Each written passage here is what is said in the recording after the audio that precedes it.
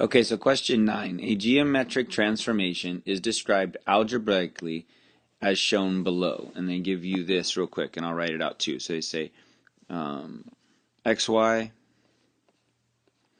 is going to be transformed to, real quick, and then it's 3x, 3y. So it was just xy, just like that, but now we've gone and put the 3 in front of each one of those, okay? And it says, which best describes this transformation right here? Multiple choice question.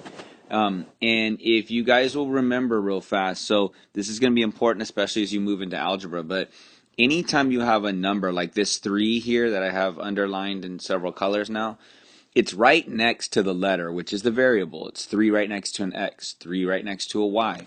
Anytime it is right next to it and you don't see any addition or subtraction signs, what are you doing there? You are multiplying. That is showing multiplication. I'm going to write the word multiply, okay? So how does that help you on this question? Well, when you think of the transformations we've done, even as we've talked about scale, scale factor, and we've gone into dilations, everything has been around this, multiplying. That's what we've done basically the whole unit. So if you go into your answer choices over here to the right here, and you look at the first one, it says a translation 3 units up and 3 units to the right. Well, translations are add and subtract movement. We did that a couple units ago, or in our last one. So if we're looking at that, we don't see any plus or minus signs in what we have here. And I'll erase what we have so you can see it. But if you look in the basic setup here, there's no plus or minus there.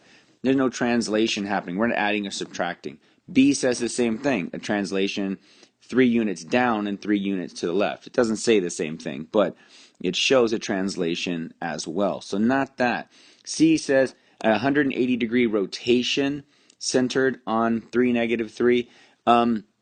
If we go all the way to rotation, that could be one that could trip you up a little bit, but a rotation around, remember, is going to flip values around.